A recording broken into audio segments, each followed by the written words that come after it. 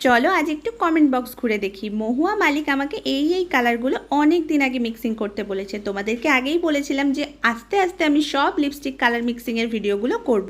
প্রথমে লাগিয়ে নিয়েছি সাদা, তারপর ছিল রেড কালার। আর তোমরা কে কে কালার মিক্সিংয়ের ভিডিও দেখতে ভালোবাসো আমাকে অবশ্যই কমেন্ট করে জানিও তোমরা আর কি কালার মিক্সিং দেখতে চাও। তারপর লাগিয়ে নিয়েছি গ্রিন কালার, আর ইয়েলো কালারটা লাগাতে গিয়ে তো অনেকটা ইয়েলো কালার লাগিয়ে ফেলেছি। আর এই লিপস্টিক মিক্সিংয়ের ভিডিও দেখতে তোমরা যেমন ভালোবাসো আমিও লাগাতে তেমনি ভীষণ ভালোবাসি, কারণ এই লিপস্টিক মিক্সিংয়ের ভিডিও করি বলেই তো এরকম ইউনিক কালারগুলো আমরা লিপে লাগানোর সুযোগ পাই, না হলে হয়তো এই কালারের লিপস্টিক কোনোদিনই পরতাম না।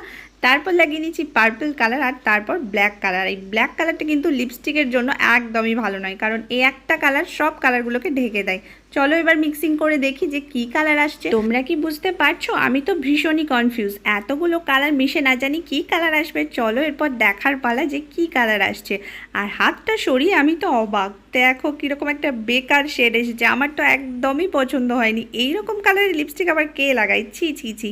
তোমাদের কি ভালো লেগেছে? আমার তো একদমই ভালো লাগেনি। যাই হোক, হাত দিয়ে মিক্সিং করার পরও দেখলাম এরকম একটা বেকার শেড এসেছে। আচ্ছা তোমরা কমেন্ট করে বলো তো, এরকম লিপস্টিক লাগিয়ে তোমরা কি কখনো বিয়েবাড়ি বা বাজার যেতে পারবে? যদি যাও তাহলে কিন্তু সবাই তোমার দিকেই তাকাবে। এটা তো আমার একদমই ভালো লাগেনি। যাই হোক, তোমরা আর কি কালার মিক্সিং ভিডিও দেখতে চাও অবশ্যই কমেন্টে জানিও। আর এই ভিডিওটা ভালো লাগলে সাবস্ক্রাইব করো। টাটা।